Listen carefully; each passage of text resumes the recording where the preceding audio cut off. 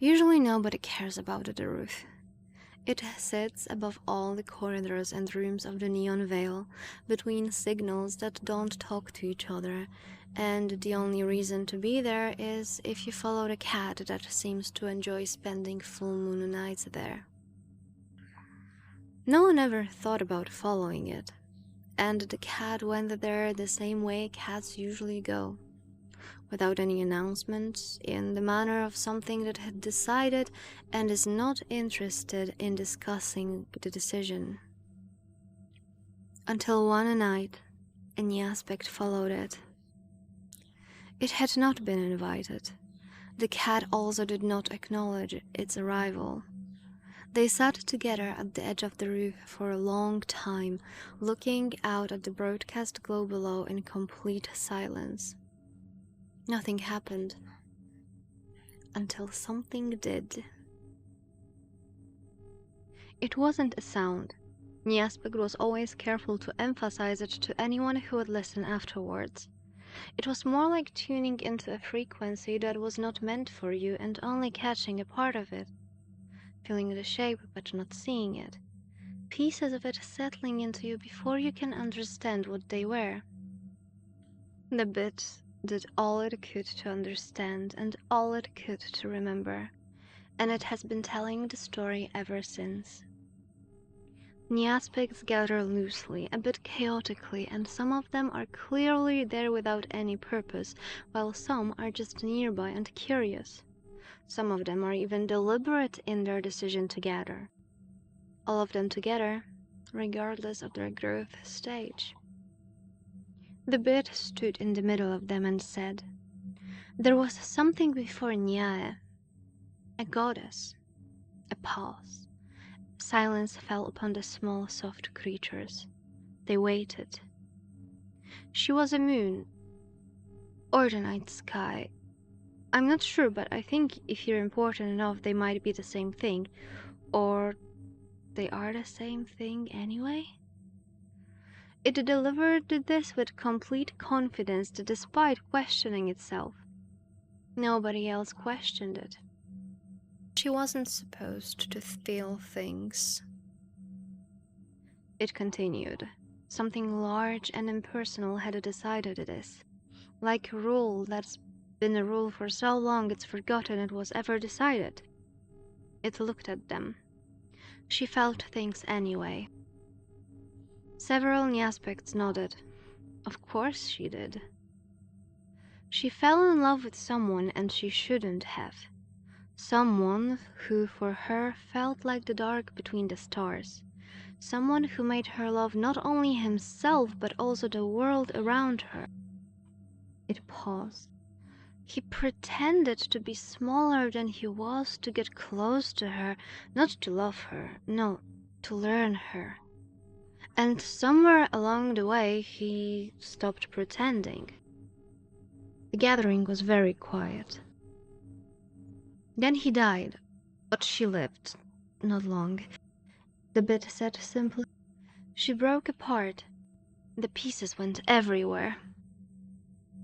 It let that sit for a moment, the way it deserved to. Some aspects swept off their tears, some released a husky gasp, few shook their heads. One of the pieces is Nyae, I think. The middle part, it admitted, was harder. There had been a spring, a forest, a palace of foxes, which it described with more confidence than accuracy, a gate, some stairs, detailed it had added itself in the weeks since the roof situation, filling the gaps with what felt right. A place which for its inhabitants looks very raw and empty, to bits now looked almost like a lively shrine. There had been one fox who could see her. This part, it told slowly. A being who was very complete, very certain, the kind that sees something and walks toward it without asking itself whether it should, who saw Nyaya when she was invisible and stayed, who gave her heart. Another pause. literally. Her actual heart, so that Nyaya could live. Then she was gone. A small Nyaspek near the front made a sound. I know, the bit said. It made a disruption. It said this honestly. The cat had not shown it at this part, but it had thought about it carefully since on many subsequent evenings, and it believed the following to be true. The fox had not gone away. It thought she had become the cat. It could not prove this. The thoughts it had felt on the roof, thoughts that felt old and patient and fond in a way that had no bottom to it. Those thoughts had felt like someone who had been watching over something for a very long time.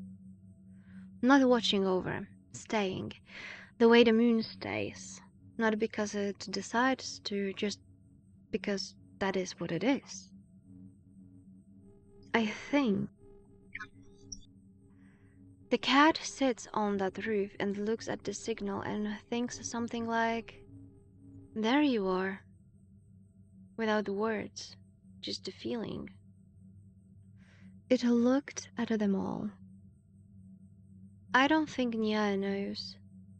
I think she feels something when she looks at the cat and sets it aside because there's always something else. A pause. And the cat watches her set it aside. And stays. The time passed and the gathering slowly dissolved. Some Nyaspects fell asleep.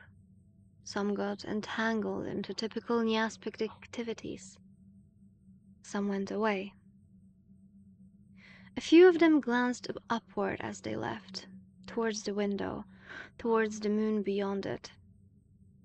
The story had been wrong in places. It was missing things, and had extra things added that had never been there before.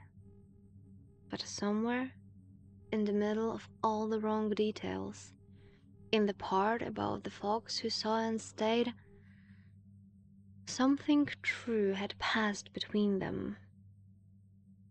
That was the thing about stories told by Nyaspects who had sat on the rooftops on full moon nights and felt something they weren't meant to feel.